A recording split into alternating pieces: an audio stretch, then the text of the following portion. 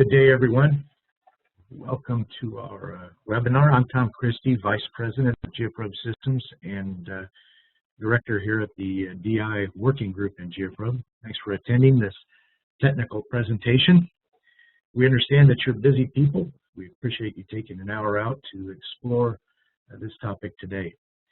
Today's presentation is titled Using the Hydraulic Profiling Tool, or HPT, for Site Characterization. The HPT is a direct push logging tool, and it uses water injection to make a log that's indicative of soil properties, especially permeability. And today's presenter is going to be Wes McCall. Before I introduce Wes, I want to take care of just a couple housekeeping details. Hopefully, at the end of this presentation, we'll have a few minutes to answer questions from the attendees. And so if you would like to present a question, use the chat function to send your question to our host, which is Dan Pip today. You can find that chat function. You should be able to go to the pull-down menu at the top of your screen to find that chat box. We do have a certificate of completion that's available for this webinar if you are needing one. And the last slide of this webinar today will tell you how to get your certificate of completion. Now I'd like to introduce Wes McCall. Wes has a undergraduate degree in geology from Clemson University and his master's in geology from the University of Missouri. Wes started his career as a consulting geologist. Did that for several years before coming to us at Geoprobe Systems in 1995. And here at Geoprobe, Wes's focus has been on the development and application of direct push tools for subsurface site characterization. He has completed research and development projects with tools for soil sampling, groundwater sampling, and permeability measurement. Wes has used direct push logging tools, including HPT, in many of his site investigation activities. And note that's the much of the data that we'll see today on HPT Wes has acquired during this project. He's authored many technical papers and is a frequent conference presenter, and he's a registered professional geologist in the state of Kansas. Wes, your presentation. Thank you, Tom, and again, welcome to everyone to our webinar. As Tom mentioned, the HPT tool is an injection tool that provides data about formation, lithology, permeability, and the hydrostatic profile. It is a high-resolution site characterization tool, and then it provides 20 data points per foot of log. So for about every 15 millimeters of the log, you get a data point of HPT pressure, flow, and also your EC, electrical conductivity data. All right, so just our basic outline today. We'll look at the HPT principles of operation, then the equipment that you need to do logging in the field and basics of the logging technique. Then we'll move on to interpreting an HPT log so you can understand what they mean. And then we'll use some HPT logs in a cross-section to look at hydrostratigraphy. Then we'll look at dissipation test. What are they? How do you do them? And why do you want to do them? And then later we'll look at estimating hydraulic conductivity, K, with the HPT flow and corrected pressure data. And the last segment will be about using HPT logs for subsurface interpretation, essentially conceptual site model. Okay, so we just want to give you some background in the equipment, how to log, and then most importantly, how you can use this data to help you with your site investigations. Okay, principles of operation. On the left, you see we have a water tank that supplies water and a pump system that we call the HPT flow module. And this provides the pump flow and has a flow meter to monitor the flow rate as the water is injected. There's a field instrument and a laptop computer to record the data as you're running a log.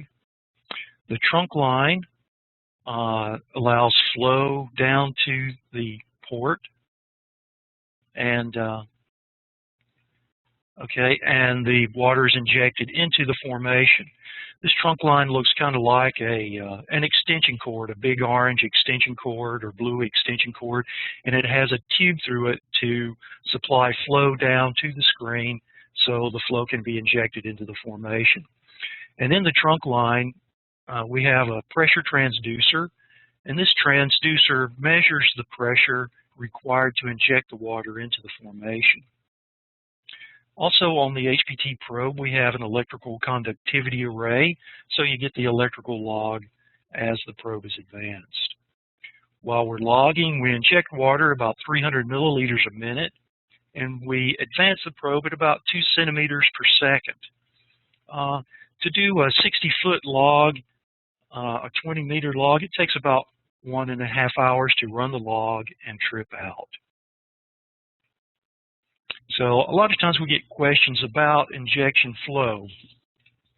And I just mentioned 300 mils per minute. So about how much do we inject per log? So at 300 mils per minute, we're injecting 5 mils per second.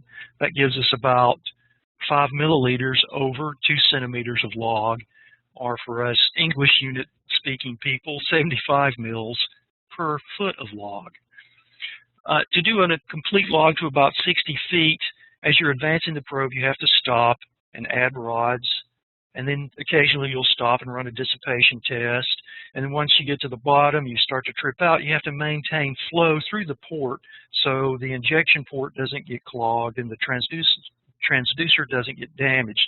So for a complete log to about 60 feet, it takes about 5 gallons or 20 liters of water. So not a whole lot. Now this is just an example for you to see what the logs look like. Okay, so we have EC, electrical conductivity, and the units here are millisiemens per meter. HPT pressure, units are pounds per square inch. These can also be shown as kilopascals if you're more familiar with metric units. Then the HPT flow rate is given in milliliters per minute as the probe is advanced. And of course, depth here we're showing in feet. And this log was almost 66 feet in depth. Okay, before we get too much into log interpretation, let's look at the components of the system and what you need to run a log. Of course, the HPT probe includes the injection screen, and these are replaceable. And the screen can be removed and cleaned. If it gets damaged, it can be easily replaced. And then there's the sensor module, or pressure transducer, which has 100 psi max pressure range on it. That's about 690 kilopascals. And again, as we mentioned, the winner array. The pressure transducer actually fits in the connector tube up here above the probe. So this is installed up here in the connector tube and then assembled before the probe is advanced into the subsurface. And then, of course, the trunk line, which attaches the top of the probe and is pre-strung through the rods and then attaches to the instrumentation at the surface, the pump and the electronics. Now, the system components, so the electronics here, include the laptop computer with the acquisition software. The software is really integral to this operation. You have to have it to make things run. And then there's the field instrument, the FI 6000 field instrument, which takes the electrical input from the flow module and the probe down hole and translates that to our signal for the computer. And then, of course, the flow module that provides our flow and measures the flow rate for us. So there you see the basic instrumentation. So kind of a setup in the field. What does it look like when you're out in the field running a log? So you use a probe machine, probably a track machine, to advance the tool into the subsurface as you're logging. And here you see Blake is advancing the tool into the subsurface, and Dan is actually taking the next probe rod and tripping the cable through that probe rod so he can take it over to Blake and add that to the tool string as it's advanced. And then if you have good eyesight or your good clear screen, you can see that the trunk line is pre-strung through the rods in the rack here to make advancing the probe easier and quicker. Of course, before you run a log, you have to do your quality assurance testing. And we have QA tests for the electrical conductivity. We have a little jig that attaches to the side of the probe with 5 electrodes to test the electrodes on the probe. And then there's a test load that allows us to put a certain resistance in line. And on screen, as the guy in the field is running this test, this window is open, and there are target values for the different test loads that we have here.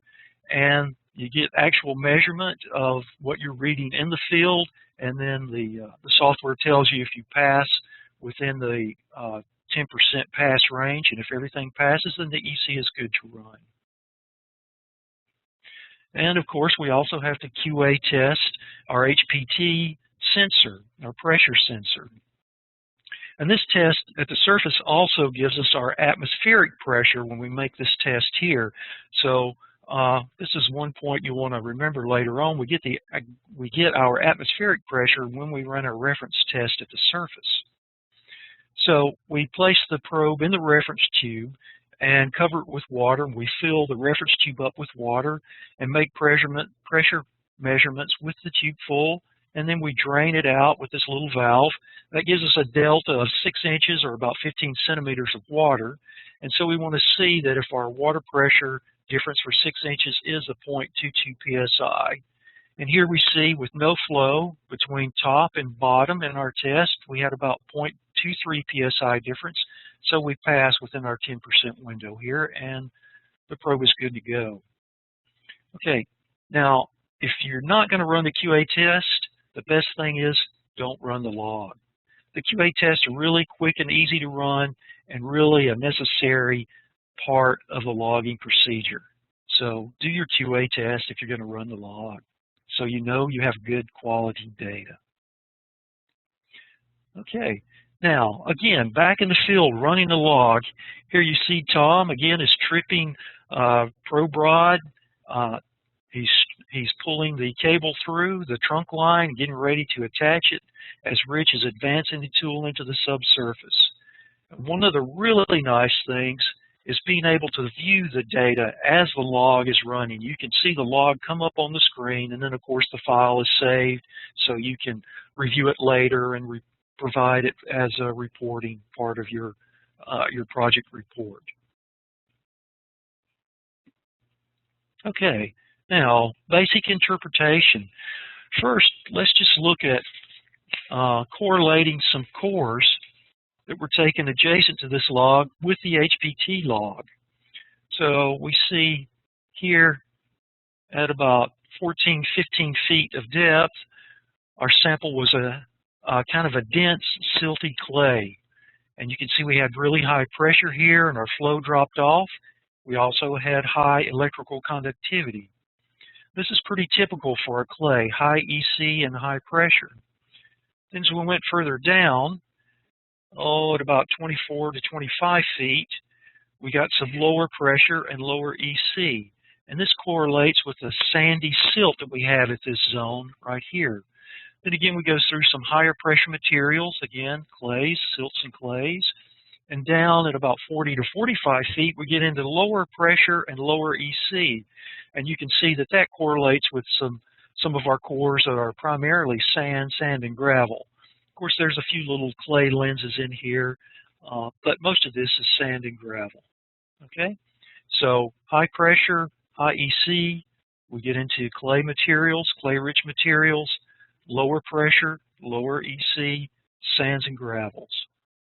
Okay, so that gives us our basic interpretation rule for HPT pressure. As the pressure increases, we have decreasing permeability. As the pressure as the pressure increases, we have decreasing permeability. and as the pressure decreases, we have increasing permeability. Okay. And EC, a little more complicated EC stuff, but the basics in freshwater formations is increasing EC usually indicates increasing clay content, so lower permeability. The clays are typically the fraction in the formation that have significant electrical conductance in freshwater formations, and that's usually what gives us the bulk of our EC response in the freshwater formations. Lower EC is generally coarse-grained, higher permeability materials. Silica sands are basically an insulator. They don't have much electrical conductance. Most of what we're seeing in electrical conductivity down here is actually the conductance of the groundwater itself. Well, EC, the units are millisiemens per meter for EC, but the EC has a few exceptions. It makes it a little more interesting in interpreting the EC logs. Sometimes we can have low EC with high pressure. And I've got a couple of examples of this pointed out over here. Between about 45 and 50 feet, you see our electrical conductance actually goes down. We noticed in this zone we typically have pretty hard probing conditions. We have to drive pretty hard to get through it. But you see here the pressure actually goes up where the EC goes down, not our typical response. This is probably due to some calcium carbonate cementing in this zone, and that's making that sand harder and reducing the permeability. At greater depth in this log, down to about, well, where are we at there, about 65 feet or so. Yeah, here we are, about 62, 63 feet, we have lower EC and higher pressure. In this situation, what we have actually is kind of a bleached or leached out clay, and it has fairly low electrical conductance, but in the HPT still sees a significant increase of pressure there. Now, we can also have high electrical conductance where we have low HPT pressure, and this is usually where we have ionic compounds in the groundwater in the formation. It could be seawater, an oil-filled brine, or maybe an ionic remediation fluid like potassium permanganate or persulfate. Those can have high EC. Okay, so basic interpretation rules. Okay, so now let's use the DI viewer software to open a single log and look at how that works, and then create a simple HPT cross-section with HPT pressure logs. Okay, now if you're interested later, you can download the software. If you have a project where you have some HPT logs, you can download the software. It's a free download, and you can use this to view the digital logs that you acquire while in the field. Okay, so let's go over and take a look at our viewer. And we'll open a single log. We have options here: single log, overlay, cross-section. And we'll open a single log, and we'll go to the file folder here, and we'll look at this Cottonwood 5 log. Okay, so again, we have the EC, electrical conductivity, millisiemens per meter, our HPT pressure. This is a log we looked at earlier, okay, and our flow. So the software allows you to open these logs, see them on screen, and we'll see some operations you can go through with the logs a little later. Right now, let's take a look at a cross-section, and we'll go and add logs.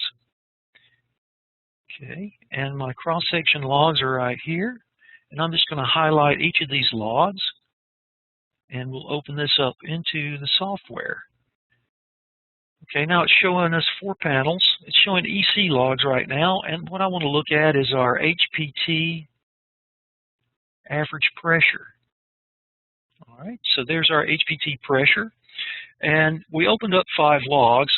The software can show 4 at a time on screen. Let's back up and see the first log. So you can actually open up 10 or more logs here, but you can only view 4 at a time on screen, and you can scroll across to look at all of the logs. Okay. Now the software gives you some options. If you want to make things a little more visible, you can go in and change some colors or add some fill. So let's just go down and add a color here. Okay. All right. Okay. Oops. Let me go back to that. Okay. And let's also look at fill. We'll do a little fill to make it stand out better. Okay. Oops. And it's kind of jumped back. Let me get that up front again so you can see that. There we go. Okay. So now you see you can kind of work with the logs to help visualization and see them. And you can review the logs in the cross-section here. Okay, now let's go back to our PowerPoint presentation.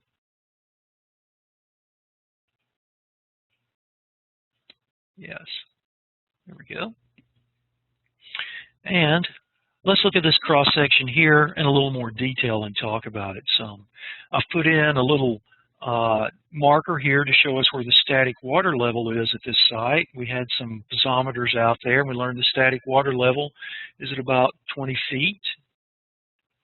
And so we can see that here. We're facing north now, and these logs are spaced about 50 feet apart. Okay, so as we look at the cross-section, we can see at 15 feet, the pressure is pretty high, trending all across the log. Between about 10 to 18 feet, our pressure is pretty significant, pretty high, until we get over to the east end, over here at the number 5 log, where the pressure drops in this zone. So up here, our pressure is pretty consistently high. Then down between 20 to 25 feet, we see a lower pressure zone.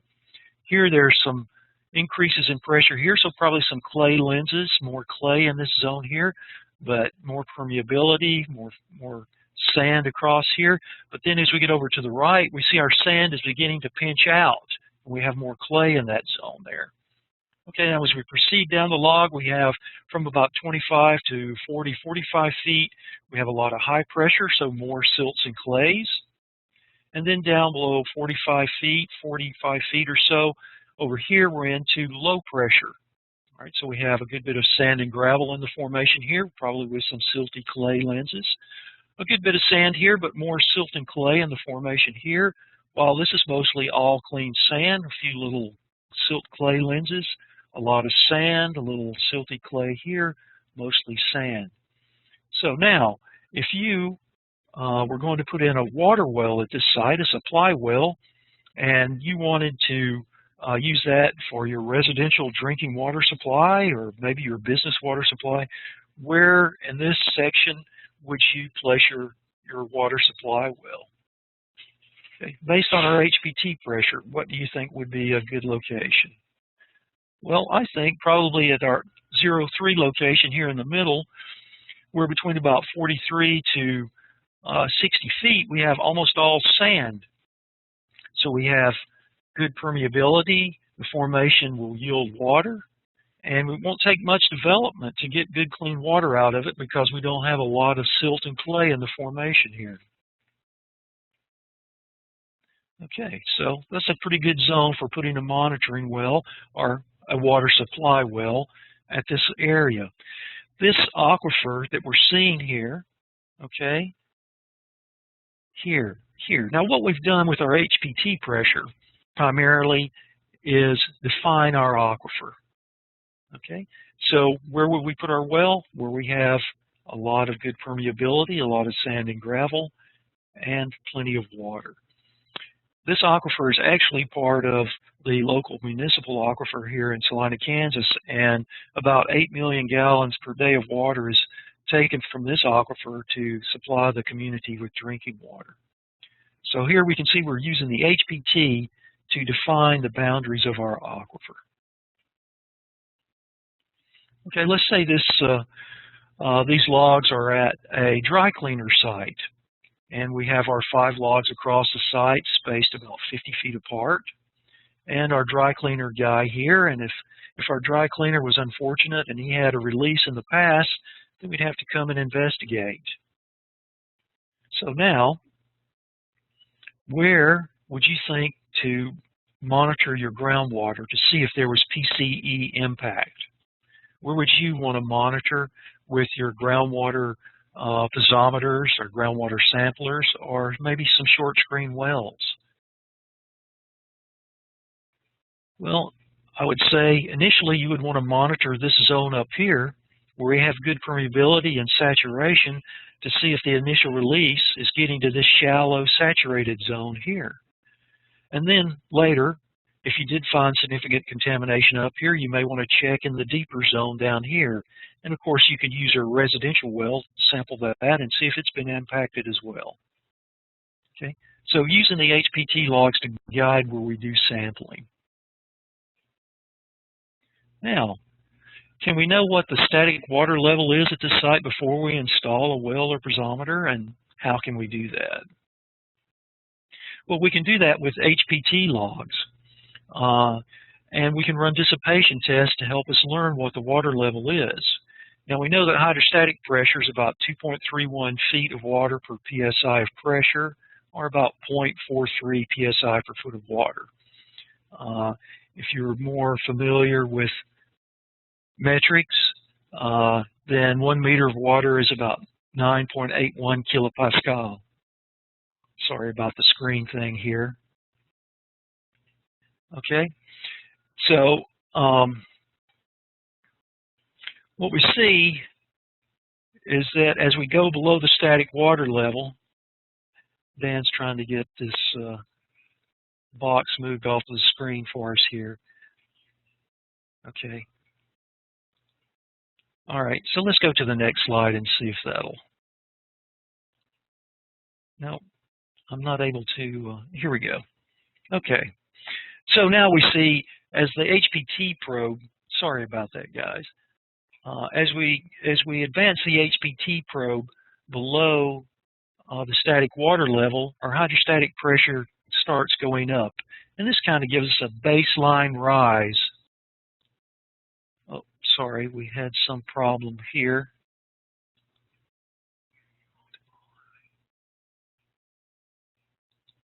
Okay, sorry, I had some pop-up on the screen. I'm not sure what happened. So as we go below the static water level, our hydrostatic pressure increases. And so once we are below the static water level, we can run a dissipation test. And the dissipation test here is used to determine the hydrostatic pressure below the water table, and we prefer to run these in sandy zones. Okay, in sand, the dissipation will occur quickly, as you kind of see in this dissipation test here that was run at 39.5 feet. So let's look a little closer at the dissipation test.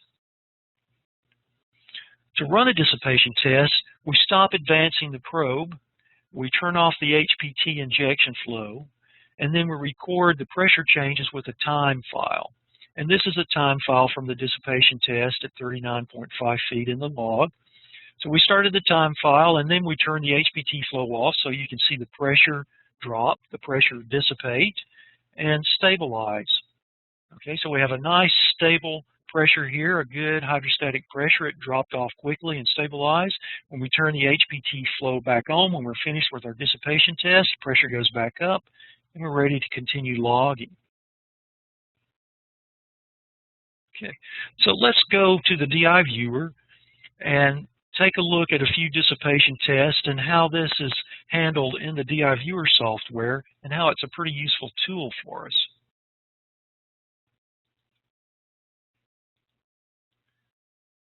Okay, let's see if we can go back to our single log. Here we go. And now what we're going to do, we're actually going to view the dissipation tests that we ran during the log. Okay, and let's go, we talked about the 39.5 foot test, so let's take a look at that test. As we mentioned, it came to pressure dropped pretty quickly and it stabilized, so we have a good stable pressure here. So I can mouse over the line and right click on it. It opens a little menu and I could say set that value that I clicked on as the hydrostatic pressure value for that test. And you see that is marked on the graph there. And then the absolute static pressure window opens up here and shows you, okay, the pressure was around 20 psi at 39.5 feet. Okay, so let's look at a couple more dissipation tests, and we'll just select some more pressures. Okay, and it plots those, and we'll just do a few of these.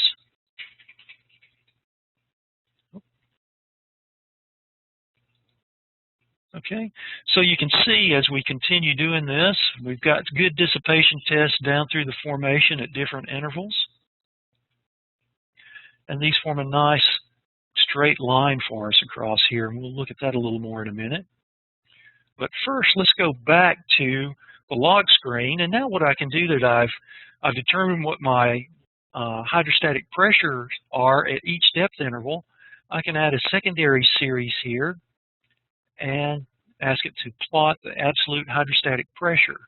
And voila, it plots the hydrostatic pressure here, and the triangles show the depth where the dissipation tests were run, and the pressure, the stabilized pressure that we accepted as the hydrostatic pressure at each depth. And then the software interpolates back using a hydrostatic pressure, 2.31 feet of water per psi, to determine where the pressure intersects atmospheric pressure. And remember, we determined the atmospheric pressure when we ran our reference test before we started the log. Okay, so now this defines our water level.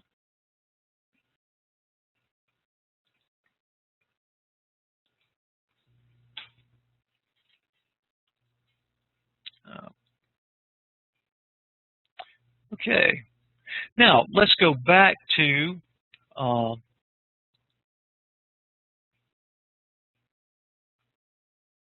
PowerPoint presentation and talk about this a little more. Okay, now one thing we can do is we can check and see if our hydrostatic pressure slope is correct.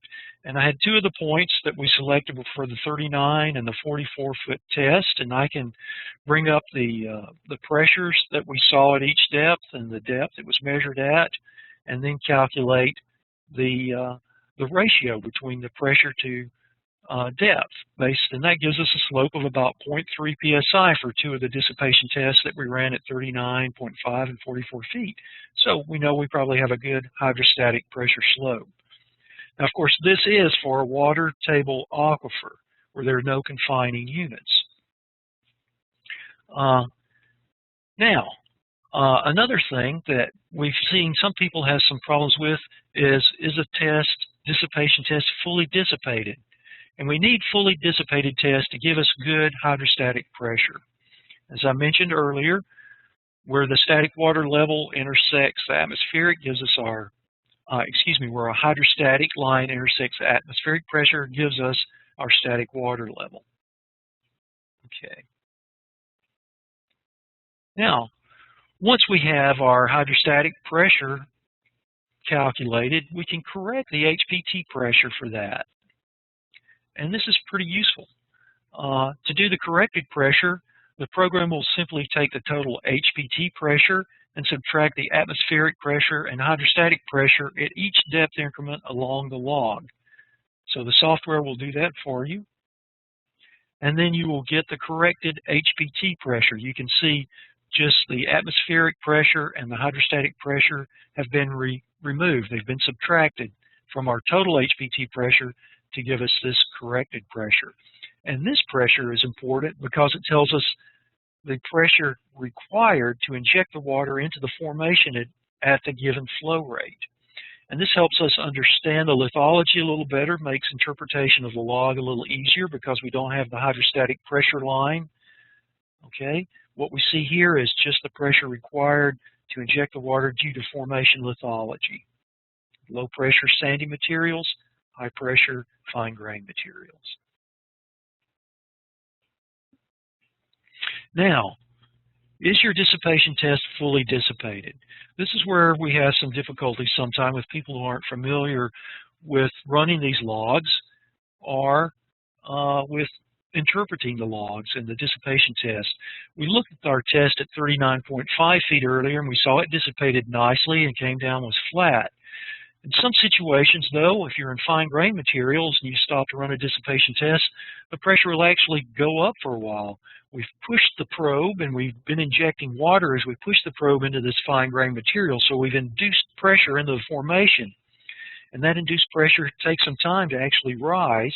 It'll continue to rise for quite a while before it'll drop.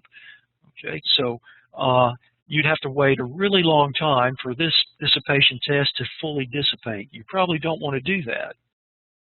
But nonetheless, this is maybe something good to do occasionally, so you can show your client or the regulators that, yeah, this formation really is low permeability, fine-grained materials. Also, some dissipation tests, you turn the flow off, it drops pretty quickly, and then it'll fall slowly, slowly, slowly.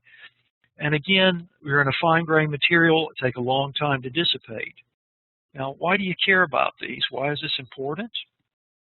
Well, if you're inexperienced and you use these dissipation tests that are not fully dissipated in your hydrostatic pressure line, then you're going to get unreal solutions. You'll get incorrect hydrostatic pressure lines. You can see we have a nice slope down here, but then our slope changes and actually goes up where it should be going down.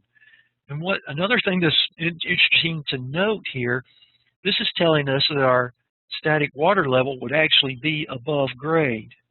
Okay, and we know that this is not a system where we have hydrostatic pressure above grade. And so this is an unreal solution for us. Also, another thing to notice here is that our hydrostatic pressure line is above the total HPT pressure, not a real solution. Also, on our corrected pressure, here our corrected pressure goes essentially to 0. Again, not a real solution. Okay, so you don't want to use these dissipation tests that are not fully dissipated in your hydrostatic pressure line. You'll get errors in your corrected pressure, and we'll see later that will cause errors in estimating hydraulic conductivity. Of course, you know, in the real world, you'll sometimes have confined systems where this confining layer holds the water here under pressure, and it may actually have a higher pressure than what was observed in the shallow zone here. Or you may have an aquifer with a lower pressure and a perch zone up here that may actually have a higher pressure. So these are real situations. We've run into some of these situations in the field. What you would need to do in this case is actually do a hydrostatic pressure line for the lower zone and then a hydrostatic pressure line separately for the upper zone in both of these situations to get good pressure lines for each of the saturated zones in the aquifer. Okay, now we've learned about using our dissipation test to get corrected pressure. And now, knowing this, we can start estimating hydraulic conductivity with our HPT pressure data. Well, we know from Darcy's law that hydraulic conductivity, or K, is a function of flow and pressure.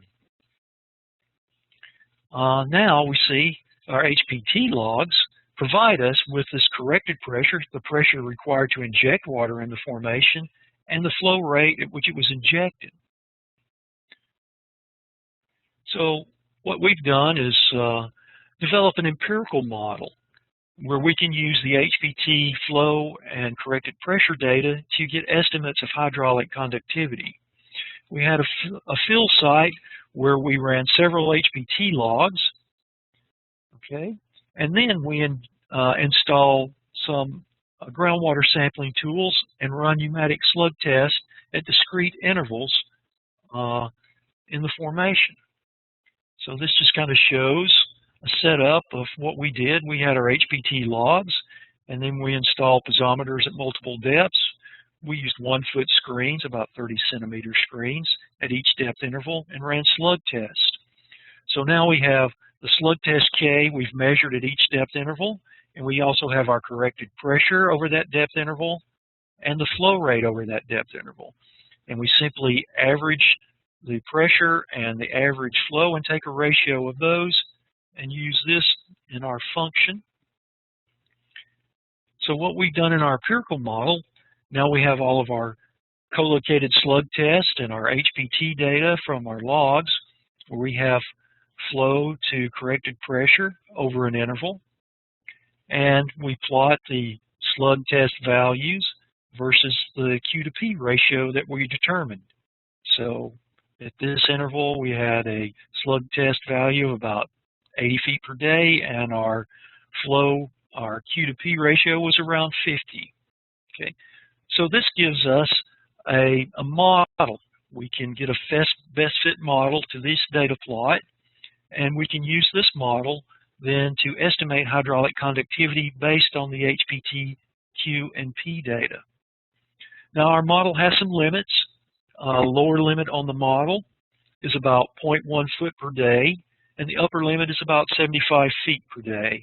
So that's about 3.5 times 10 to the minus 5 centimeters to 2.6 times 10 to the minus 2 centimeters per second.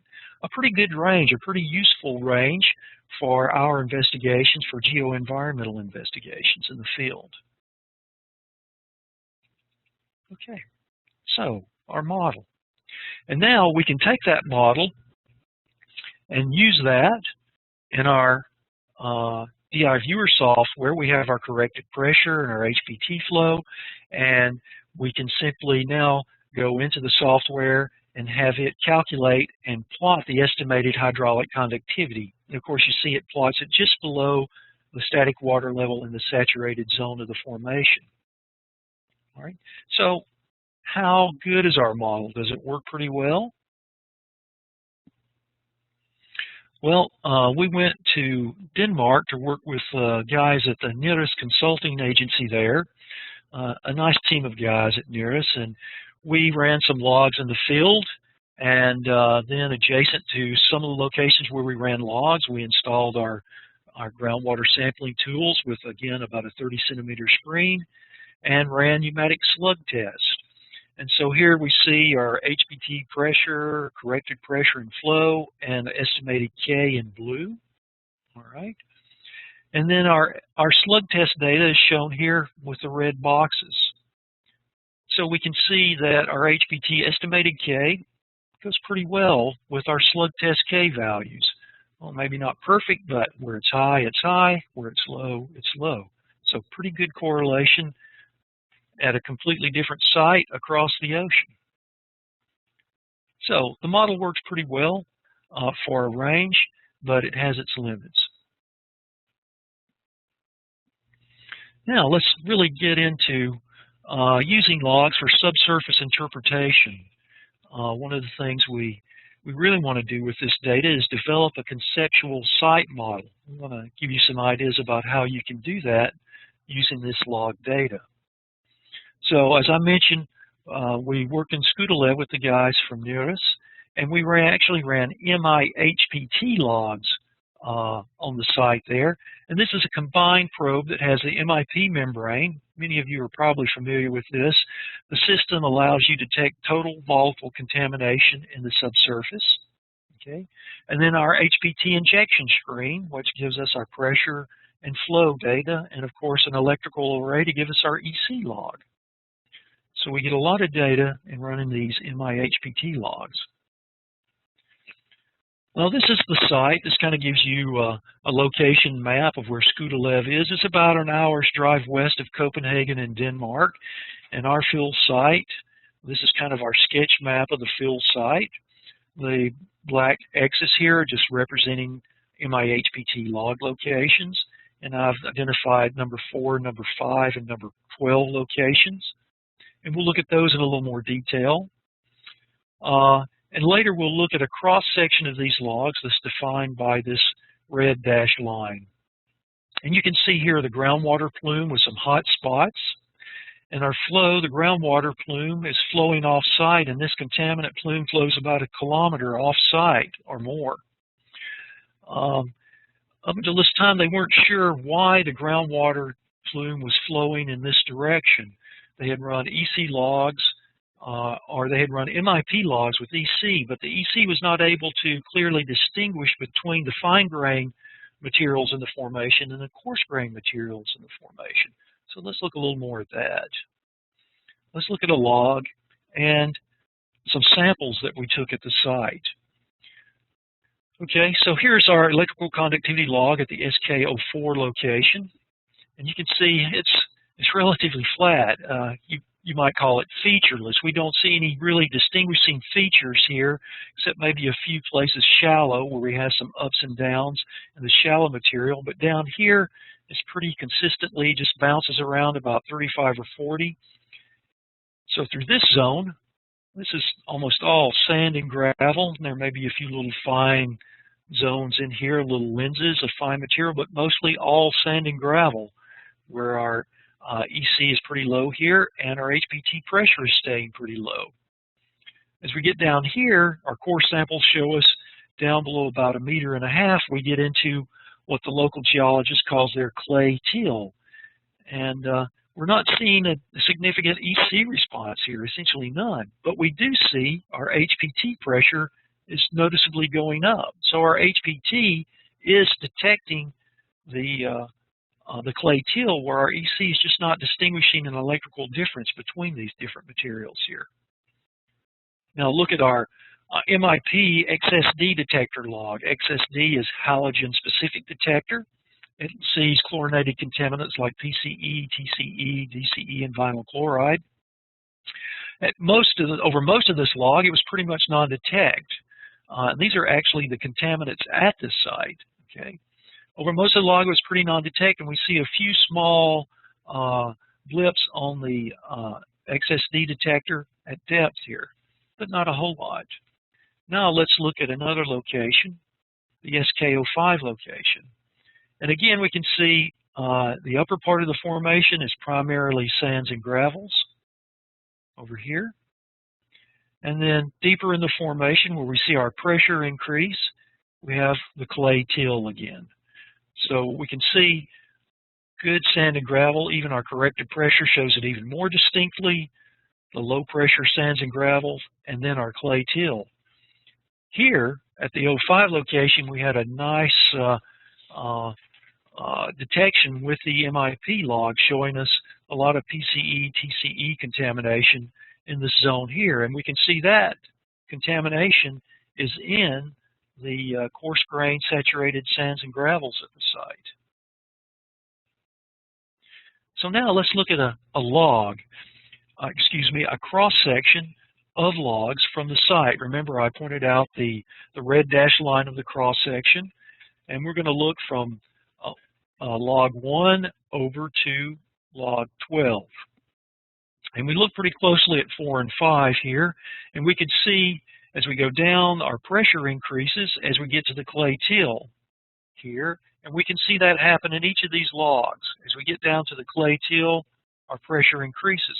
And it happens at different depths, but we see it all across the site. Okay?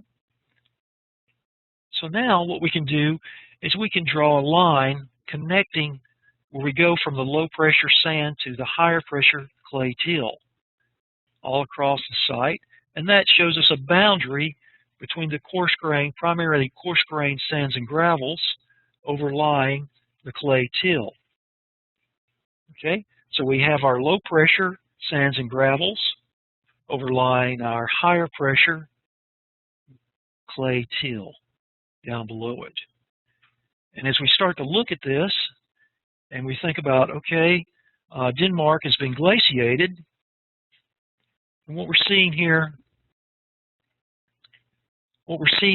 is basically what appears to be a paleo stream valley. It was cut by a post-glacial stream. And so the stream valley is now filled with sand and gravel. So it's a buried stream valley. And the stream was cut into the clay till by our stream after the glaciation, and then later filled in with sand and gravel. Okay, so now we've got our HPT cross-section, and we know where our clay till is and our aquifer materials, our permeable aquifer materials. And now I've overlaid the XSD detector responses.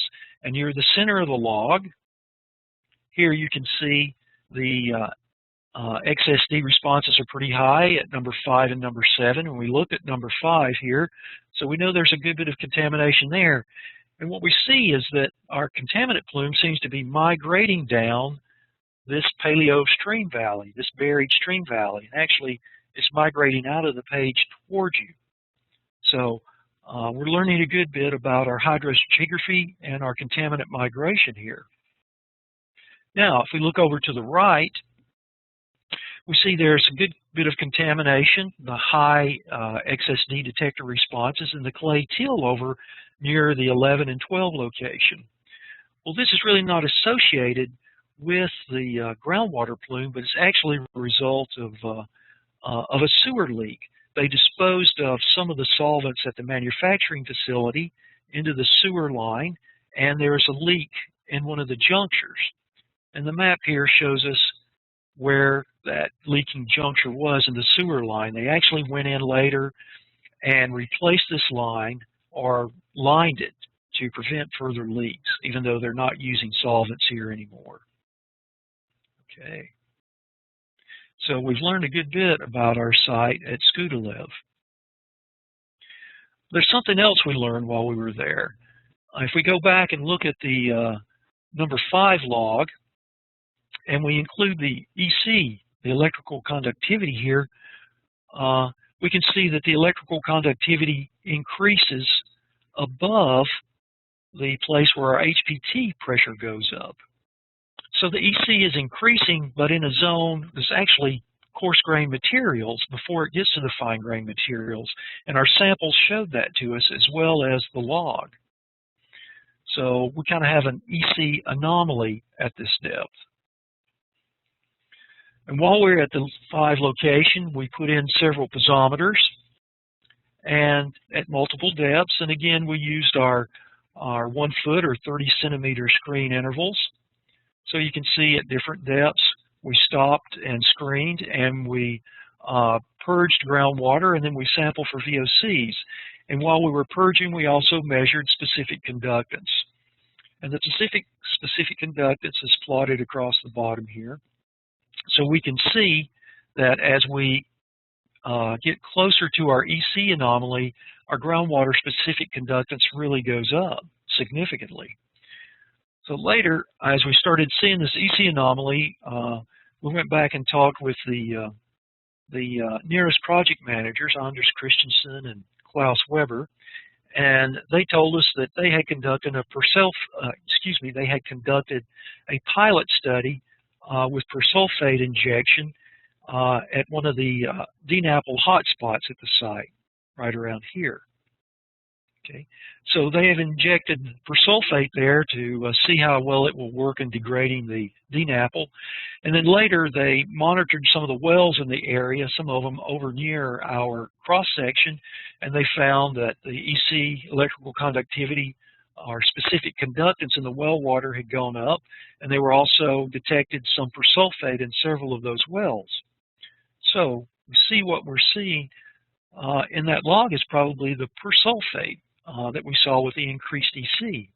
So now let's look at kind of a short cross-section here using EC and HPT pressure.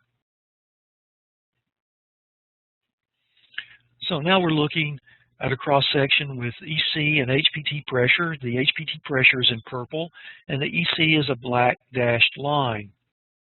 So you can see where the EC is going up in several of these logs before we get to the HPT pressure increase. But if you look at some of the background locations,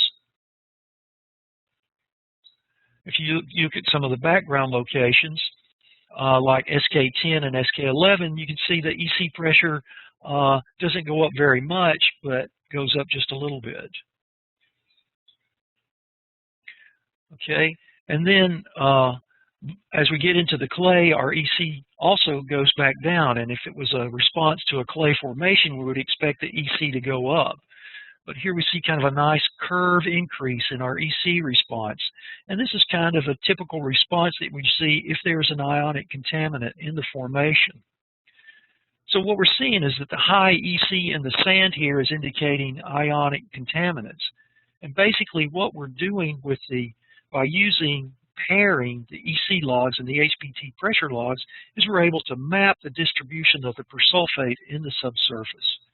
So if you're out doing injection of ionic materials for remediation such as persulfate or other ionic compounds, you could probably use this to see where they are migrating in your formation. Okay, to summarize, we looked at HPT principles of operation, the equipment you needed to run a log in the field, the basics of HPT log interpretation, then making a cross-section with HPT logs and using that to interpret hydrostratigraphy. And we can see that these logs do provide us with high-resolution site characterization data. Additionally, we looked at dissipation tests, hydrostatic pressure, and water levels. We learned that getting the corrected pressure was an important aspect to help with interpreting logs. It was also required to allow us to estimate hydraulic conductivity from the corrected pressure and flow. And then we saw, looking at the results from the Skuldelev site, how we can develop a conceptual site model using the HPT cross-sections. And we also had a nice look at tracking an ionic contaminant or remediation fluid by combining the HPT and EC logs. Okay, now Tom will tell you about getting your certificate of completion.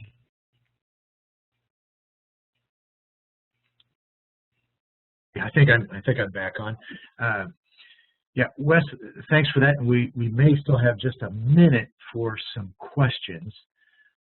For those of you that would like a certificate of completion, you will receive an email. All attendees will receive an email after this presentation sometime today. And on it, it'll give you an instruction. Simply email back to Lori Christensen here. It'll have her email address on there. Hit that, send her an email, and on it, put this completion code KS28. If you put that completion code on your return email, you will receive a PDF certificate, completion certificate for 1 hour of instruction. You'll get that in an email. With that, I think everybody, thanks for attending. And Dan, you may have some questions there for Wes to answer for us. Okay, yeah, we do have a few questions here, and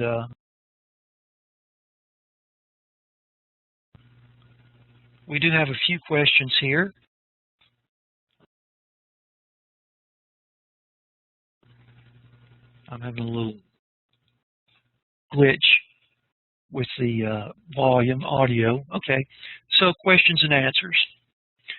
One of the questions was, is it possible to plug the HPT screen and get a false high PSI reading? You know, we've not seen this happen as long as you maintain flow through the system and flow out the screen. As long as you have that flow, we have pressure up to 100 PSI.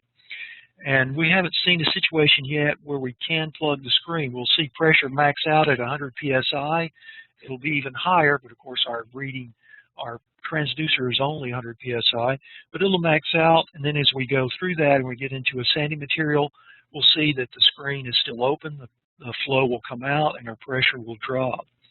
So we've not seen any real situations where that's happened as long as you maintain flow to the screen. Another question was, what can cause the dissipation test to rise? Yeah, we looked at one of those, and what is going on, you're in a fine-grained formation, you push the probe into a fine-grained formation. And so as we do that, we induce pressure in the fine-grained material, probably a clay-rich material. And so we induce a pressure, and it actually takes time for the formation to respond. And so we've induced pressure by pushing the probe in and trying to inject some fluid. So the pressure in the formation continues to try to rise over time. And if you've ever run cone penetration test, you have seen this with CPT tests and fine-grained materials as well. So it's not unique to an HPT dissipation test. Okay, another question. Where can HPT be used? What kinds of formations?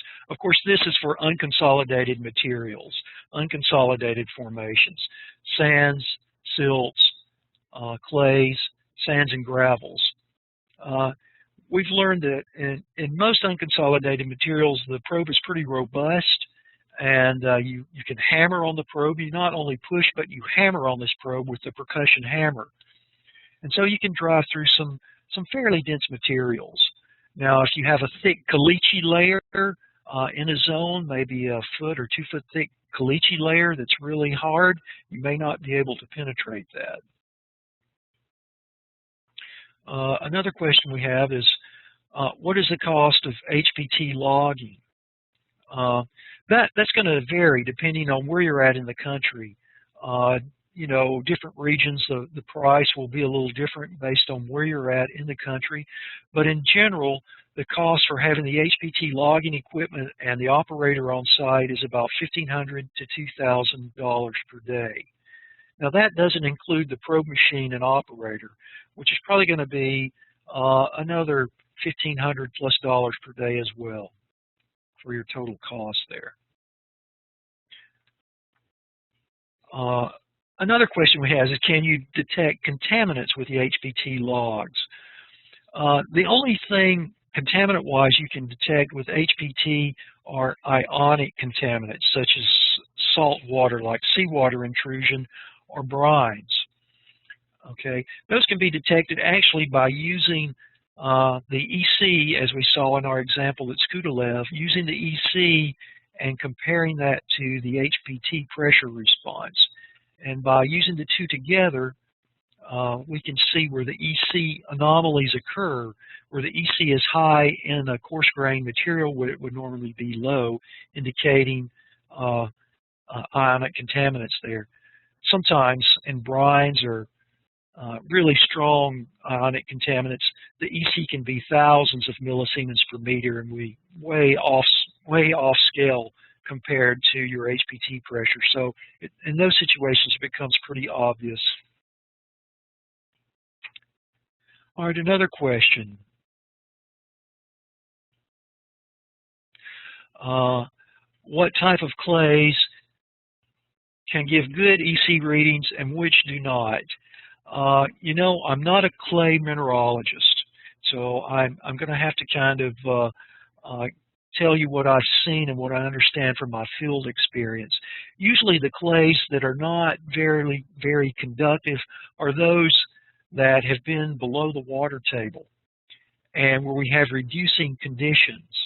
And a lot of the cations that are often in clays have been leached out of those clays under the reducing conditions.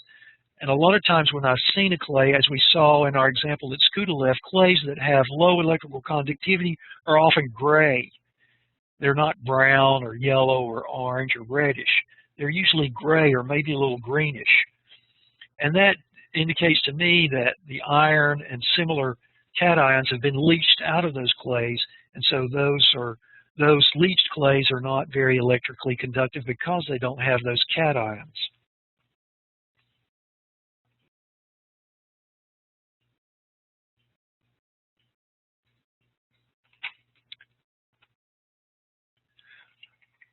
Just a second, I've got another question here. Is it possible to... And we'll make this our last one before we dismiss here. Oh, okay. Is it possible to determine a water level by doing a dissipation test in clay? If you have a lot of time and you don't mind sitting there for hours, sometimes more than a day, yes, you could get a dissipation test. You might be better to determine where in the fine-grained formation you want to check for your water level and install a piezometer and leave that in place and come back later and check your level there, probably days later. It's pretty expensive to tie up the HPT equipment for a long time waiting for a slow dissipation test. And so your cost for doing that's going to be really high. It'd be better to put in a short screen piezometer and check that in a few days.